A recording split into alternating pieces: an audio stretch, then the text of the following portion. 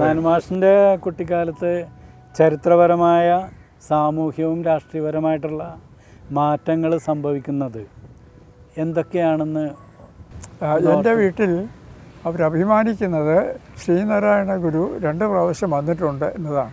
ഒരു മുറിയിൽ കിടാവിളക്ക് നിലവ് കത്തിച്ചിരുന്നു. അന്ന് ചാണകം മെഴുകിയ തറയാണ്.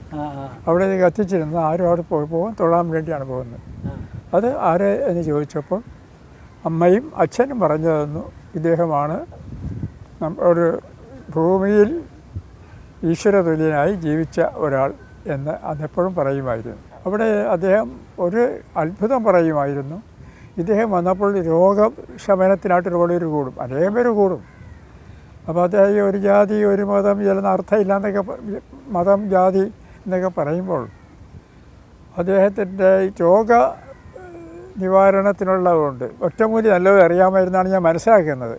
അത് കൊടുത്ത് പലർക്കും മാറും. ഒരു കുട്ടി അവരെ ഞാൻ കാണുമ്പോൾ വൃദ്ധയാണ്, കുരുമ്പ എന്നാണ് പേര്. കുരുമ്പ അത് 14 വയസ്സിൽ വർത്തമാനം പറയില്ല.